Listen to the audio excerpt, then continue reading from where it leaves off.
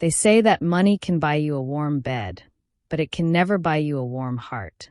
My name is Sarah, and I used to believe that success was measured by the price tags on my clothes and the labels in my home. I lived in a mansion that looked like a palace, filled with expensive furniture and modern gadgets. But inside those cold marble walls, I made a choice that I will regret for the rest of my life. It was the middle of December in Minnesota. The sky was the color of lead, and the wind whispered through the trees like a warning. The news was filled with reports of a polar vortex, a massive winter storm that was moving toward our city. The temperatures were expected to drop to 30 degrees below zero. It was going to be the coldest night in 50 years. In my house, we were preparing. My husband, Mark, was away on a business trip, so I was in charge of the household. Living with us was Mark's mother, Evelyn. She was 75 years old, a quiet woman with silver hair and hands that always smelled like cinnamon and old books. She stayed in a small guest room at the end of the hallway. To me, Evelyn was like a piece of old furniture, something that was just there. I found her old-fashioned ways annoying. She liked to save paper bags, and she walked slowly. I felt that she didn't fit into my perfect, modern life. I rarely called her mom. To me, she was just an old woman living in my house. The day before the storm arrived, I decided to go shopping. I need to make sure we stay warm, I told myself. I drove my luxury SUV to the most expensive shopping mall in the city. I walked into a high-end tech store and found the Smart Heat Ultra blanket. It cost $500. I bought it instantly, imagining myself sleeping in total comfort. As I was walking back to my car, I passed a discount department store. I remembered Evelyn. I should probably get her something too, I thought. I didn't want to spend much money on her. I walked to the back of the store and found a large blue bin with a sign that said, "Clearance, $10." I reached in and pulled out a thin, gray fleece blanket. It was so thin that I could almost see through it. A small voice in my head said, "Sarah, this is not enough. An old woman needs real warmth." But I looked at the shiny bag containing my $500 blanket. "She'll be fine," I whispered to myself. "She's from a different generation. Besides, she has her old sweaters." I bought the $10 blanket and drove home.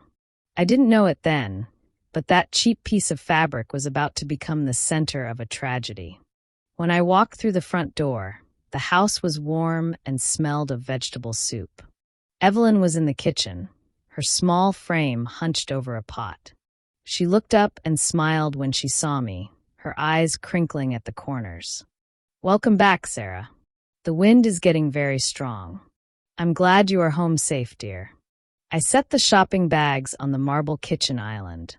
I pulled out the expensive, heavy box containing my Smart Heat blanket. Then I reached for the small plastic bag with the $10 fleece. "I bought us some things for the storm, Mother," I said, handing her the plastic bag. I used the word mother, but I didn't mean it with love. I used it out of habit. She opened the bag with trembling fingers. When she saw the thin, gray blanket, her face lit up. She touched the fabric gently as if it were made of gold. "Oh, Sarah," she whispered. "Thank you. It's such a soft color. You shouldn't have spent your hard-earned money on me." I felt a sharp pinch of guilt in my chest. I knew the blanket was trash. I knew it was as thin as a paper towel. But I quickly pushed the feeling away. I had a big presentation to prepare for, and I didn't want to think about it. "It's a special technology, Evelyn," I lied, looking at my phone. "It's designed to be light. Why don't you go try it out?" She nodded and headed to her room, clutching the thin fabric to her chest like a precious gift. Meanwhile, I went to my master bedroom. I unpacked my $500 blanket. It was beautiful, thick, soft, and heavy. I plugged it into the wall and watched the digital screen glow. Within seconds, it was radiating a deep, luxurious heat that made me feel like a queen. By 6 p.m., the storm arrived in full force. The sound was terrifying. It wasn't just wind. It sounded like a wild animal screaming, trying to claw its way through the glass. The snow was so thick that the world outside simply disappeared. The house began to groan under the weight of the ice. I sat in my bed, working on my laptop. I was tucked under my high-tech blanket, feeling completely safe. Around 8 p.m., I went to the kitchen to get some tea. I passed Evelyn's room. Her door was slightly open. I glanced inside and saw her sitting in a wooden chair. She was wearing 2 old, thin sweaters and had that cheap gray fleece wrapped around her shoulders. She was shivering, her teeth clicking together. "Are you okay, Mother?" I asked, leaning against the doorframe. "The wind is coming through the window frames, Sarah," she said, her voice shaking. "This house is very big, and the heat doesn't quite reach this room. But don't worry. I'm just happy to be here with you and the children."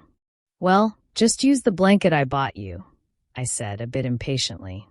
I didn't want to hear her complain. "I'm sure you'll be fine."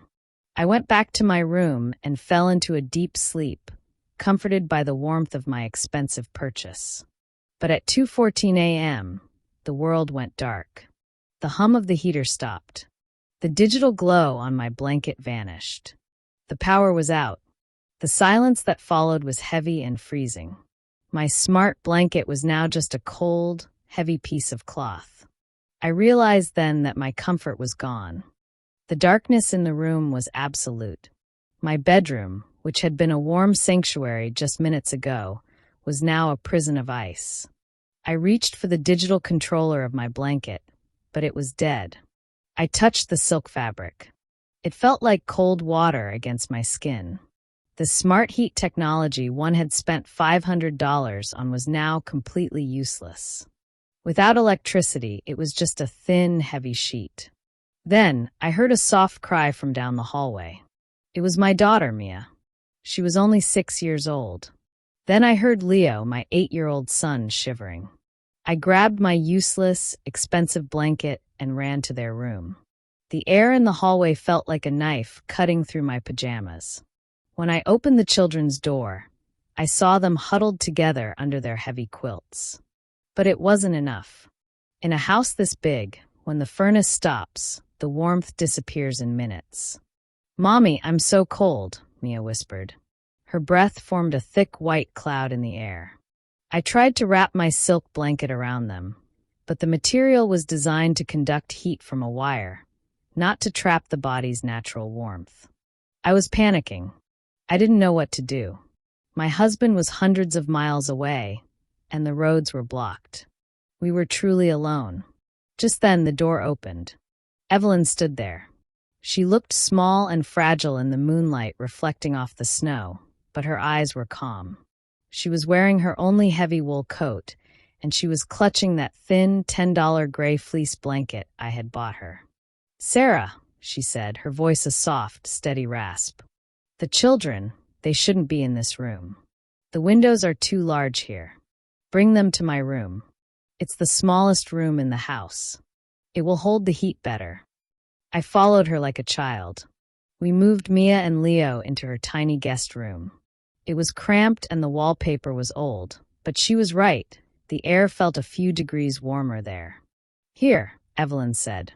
She took the gray fleece blanket, the gift I had given her, and carefully spread it over the kids. Then, without hesitating, she took off her own heavy wool coat and laid it on top of them. "But Mother," I said, my voice shaking from the cold. "What about you? You don't have anything else." I was still wrapped in my $500 silk blanket, but I was still shivering. I didn't offer her my blanket. I was too busy trying to keep myself warm. "I'll be fine, Sarah," she said with a gentle smile. "I've lived a long life. I've seen many winters. My heart is warm enough. You stay with the children. Keep them close." She sat down in the wooden chair in the corner of the room. She didn't have a blanket. She didn't even have a sweater now. She just sat there, her hands folded in her lap, watching her grandchildren sleep. I sat on the edge of the bed, rubbing the children's cold feet. I watched the frost growing like white spiders across the window. I told myself the power would come back in an hour. I told myself Evelyn was strong. I told myself 1,000 lies to hide my own selfishness. In the darkness, I could hear her breathing. It was slow. It was heavy, but I didn't move. I just waited for the morning, hoping my expensive world would return to normal. The morning sun finally rose over the horizon. It filled the room with a bright light, but the house was still freezing. I woke up on the edge of the bed, my body aching. The children were still asleep, warm and safe under their grandmother's wool coat and that thin, gray blanket. I looked toward the wooden chair in the corner. Evelyn was still there, her eyes closed and her face as white as the snow outside. "Mother," I whispered. She didn't answer. I rushed to her side and touched her hand. It was ice cold, and her breathing was so shallow I could barely hear it. "Oh no! What have I done?" I cried. I didn't wait. I grabbed my phone and called for help. I spent the next 20 minutes rubbing her hands, crying and begging her to stay with us. "I'm sorry, Mom. Please just open your eyes. I'll fix this. I promise." The ambulance arrived shortly after. The paramedics worked quickly, wrapping her in professional thermal blankets, the kind of real protection I should have bought her in the first place. One of them looked at the thin, $10 fleece I had given her. "This wouldn't have kept a bird warm," he muttered. I felt like a criminal. At the hospital, the hours felt like days. I sat in the waiting room, still wearing my $500 silk jacket. It felt like lead on my shoulders. I hated it. I hated everything I had valued just 24 hours ago. Finally, the doctor came out. "She has severe hypothermia and pneumonia," he said. "It's a miracle she survived the night.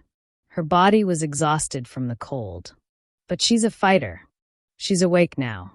When I walked into her room, Evelyn looked small in the large hospital bed, but she smiled when she saw me. I fell to my knees by her bed and started sobbing. "Mother, I am so sorry. I was so selfish. I bought myself luxury and gave you trash. You almost died because of me." She reached out a weak hand and touched my hair. "Don't cry, Sarah," she whispered. "I did it because I love you all. Warmth doesn't come from blankets, dear. It comes from the heart. I'm just happy the children are safe." That was the moment my life changed. I didn't sell the house, but I changed everything inside it. I stopped chasing status and started chasing moments. I threw away that expensive electric blanket and kept the thin gray one. I hung it in my hallway, not to use, but to remind me of the night I almost lost the most important person in my life because of my pride. Now, every winter, our house is the warmest place in the city. Not because of a smart heater, but because it is filled with respect and love. I learned that success isn't about what you own. It's about how you treat the people who would give their last breath to keep you warm.